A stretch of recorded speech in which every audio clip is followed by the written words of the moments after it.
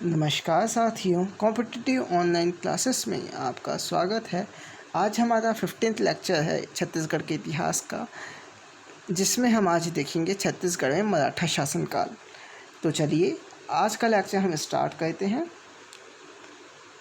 Lecture start करने से पहले आपके वीडियो में जो सब्सक्राइब बटन दिख रहा है, आपके जो ये कॉम्पिटिटिव ऑनलाइन क्लासेस लिखा है उसके बाजू में देखिए आप सब्सक्राइब बटन दिख रहा है, उसे क्लिक कीजिए रेड कलर का, ताकि इस वीडियो का आगे जो भी वीडियो आते हैं उसका लेटेस्ट नोटिफिकेशन आपके पास जल्द से जल्द पहुंच सके।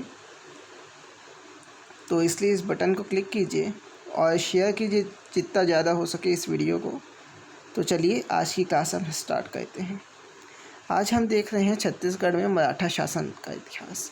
इसमें हम देखेंगे कि छत्तीसगढ़ में मराठा शासन की शुरुआत कैसे हुई, इसका इतिहास हम जानते हैं।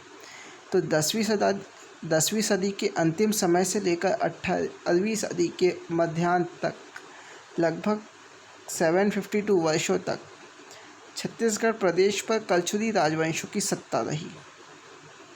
इस राजवंश का गौरवपूर्ण इतिहास रहा। हमने इससे पहले वीडियोस में देख चुके हैं कलचुरी राजवंश के बारे में, जिन्होंने 1000 ईस्वी से 1752 ईस्वी तक शासन किया और फिर उसके बाद मराठा शासन चालू होता है। तो इसकी शुरुआत कैसे हुई ये हम देखते हैं। तो कलचुरी राजवंश के विभाजन के कारण मराठा प्रभुत्व स्थापित हो गया।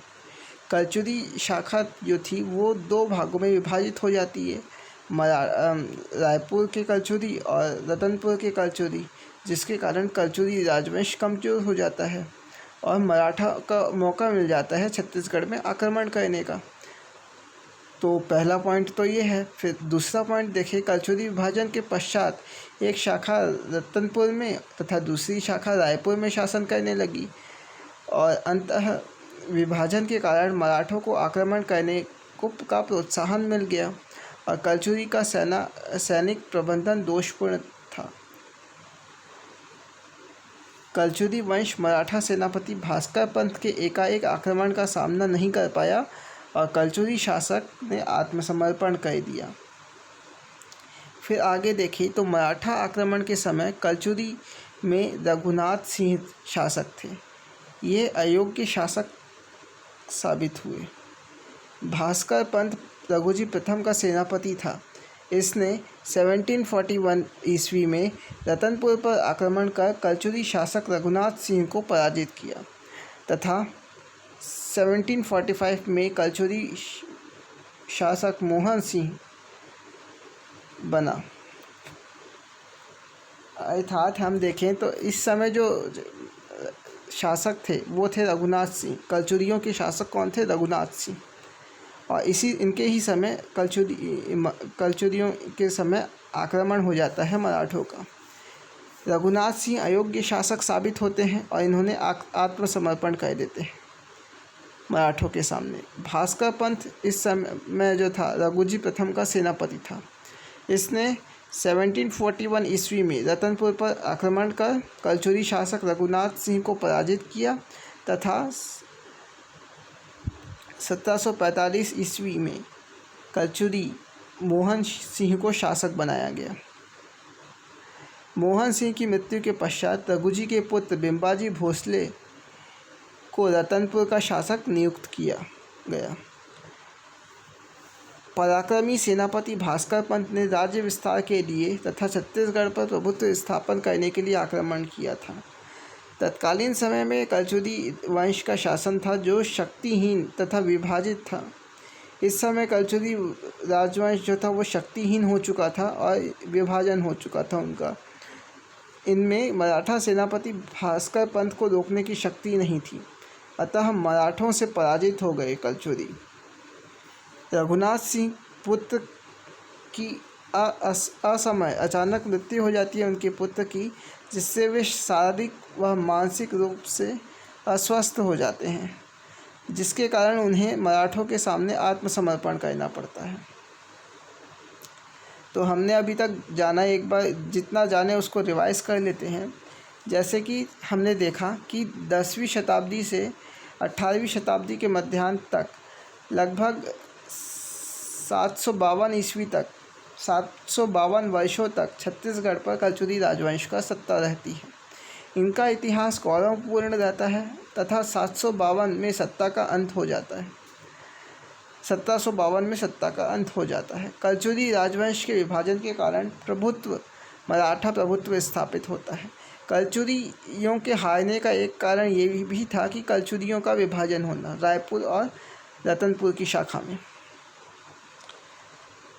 और जो इस समय जो रघुनाथ सिंह थे वे अपने पुत्र की मृत्यु से अस्वस्थ हो चुके थे, जिसके कारण उन्हें मराठों के सामने आत्मसमर्पण करना पड़ जाता है। और इस समय जो भास्कर पंत थे वे थे रघुजी प्रथम के सेनापति। मराठा जो शासक थे रघुजी प्रथम, उनके सेनापति थे भास्कर पंत, जिन्होंने 1741 में रतनपुर पर आक्रमण कर देते हैं और मराठा रघुनाथ सिंह को पराजित कर देते हैं। और अगला जो शासक बनता है 1745 में, वो बनते हैं मोहन सिंह। इनके मृत्यु के बाद मोहन सिंह की मृत्यु के बाद शासन चले जाता है बिम्बाजी भोसले को, जो कि रघुजी के पुत्र रहते हैं। वे रतनपुर का शासक नियुक्त होते हैं। पराक्रमी सेनापति जो भास्कर पंत था वो राज्य विस्तार के लिए तथा छत्तीसगढ़ पर प्रभुत्व स्थापन करने के लिए आक्रमण किया था। फिर आगे चल के देखें, आत्मसमर्पण के पश्चात मराठा सेनापति ने उसके साथ क्रूरता का व्यवहार नहीं किया। सेनापति ने राजकोष की सभी संपत्ति को हस्तगत कर लिया। भास्कर पंत ने राजा रघुनाथ सिंह को मराठा शासन का प्रतिनिधि शासक घोषित किया तथा सेना के साथ कटक विजय के लिए प्रस्थान किया। कटक में भास्कर पंत की हत्या हो गई। इससे सेना बिखर गई। अब रघुनाथ सिंह मराठा शासन की अधीनता से मुक्त हो गया।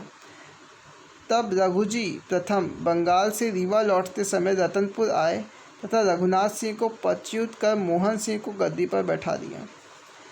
राजा रघुनाथ सिंह को जीवन यापन के लिए 5 गांव दिए, लेकिन वह ज़्यादा दिन तक जीवित नहीं रह पाया। मोहन सिंह का शासन 1758 ईस्वी तक चलता है। उसकी मृत्यु के बाद मराठों ने प्रत्यक्ष शासन स्थापित किया। इस प्रकार अपमानजनक रूप से छत्तीसगढ़ के हैहयवंशी कलचुरी वंश का प्रभुत्व समाप्त कर दिया गया। इसके स्थान पर नागपुर के भोसले शासन का प्रभुत्व की स्थापना हुई। अब हम देखते हैं छत्तीसगढ़ में अप्रत्यक्ष मराठा शासन 1741 से 1758 ईस्वी तक, 1741 से 1785,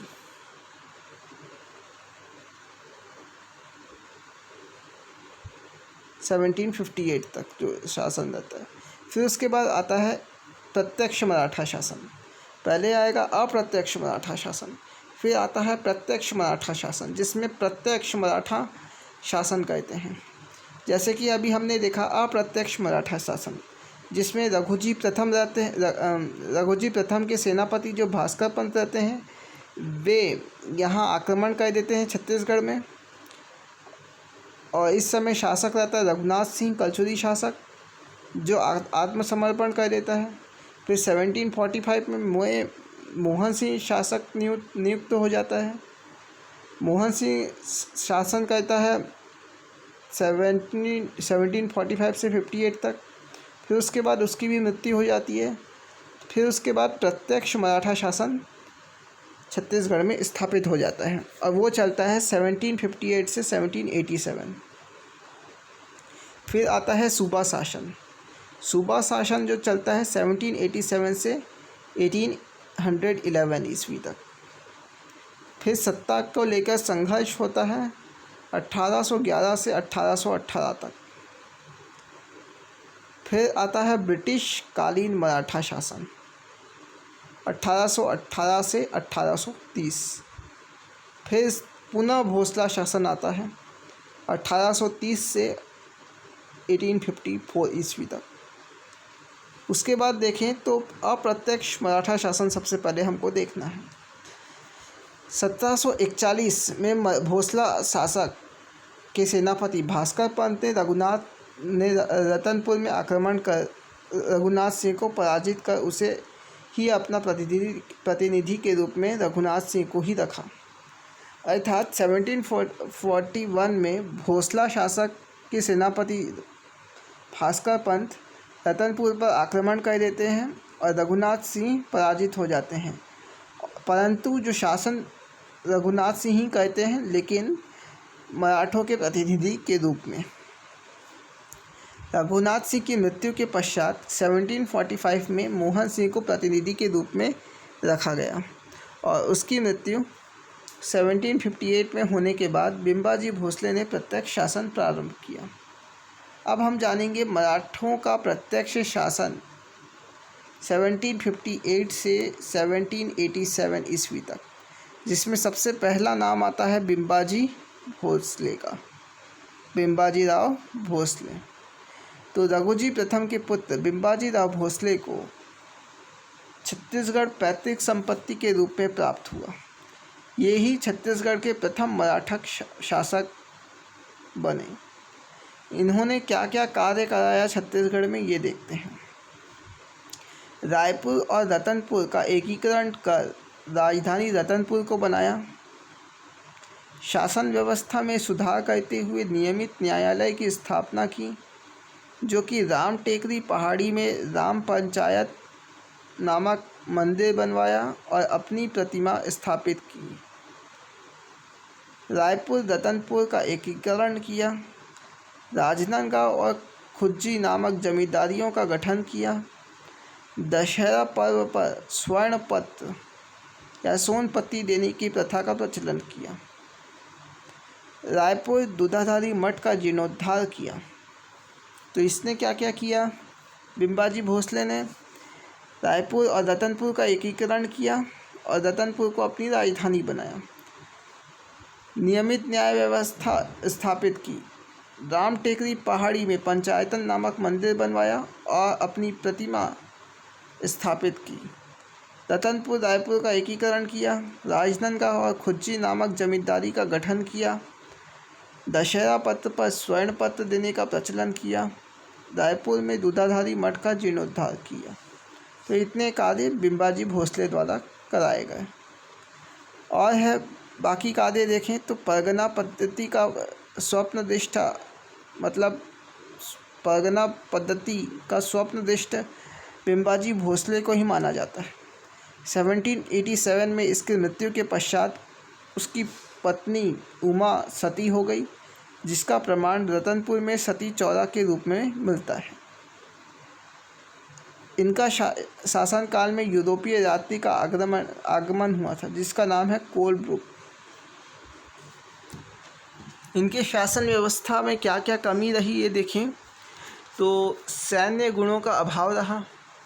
राज्य विस्तार, इन्होंने कोई राज्य विस्तार नहीं किया। रानियों के मध्य जो मतभेद वो होता रहा इनके शासनकाल में। तो इतना था बिम्बाजी भोसले के बारे में। और इनकी रानियों को देखें तो इनकी बिम्बाजी भोसले की मृत्यु होने के बाद देखें तो उनकी 3 रानियां थी। पहली रानी उमा वो सती हो जाती है, जिसका प्रमाण हमें रतनपुर में सती चौरा के रूप में मिलता है। रमा जोगन बन जाती हैं और आनंदी जो रहती है तीसरी रानी, वो सत्ता के लिए संघर्ष करती है तथा सत्ता का सुख प्राप्त करती। ये है राम टेकरी मंदिर, जो कि बिम्बाजी भोसले द्वारा बनाया गया था। तो आज का जो वीडियो था वो यहीं तक था। Thank you for watching the video. और प्लीज़ जितना हो सके सब्सक्राइब कीजिए, शेयर कीजिए और लाइक कीजिए इस वीडियो को।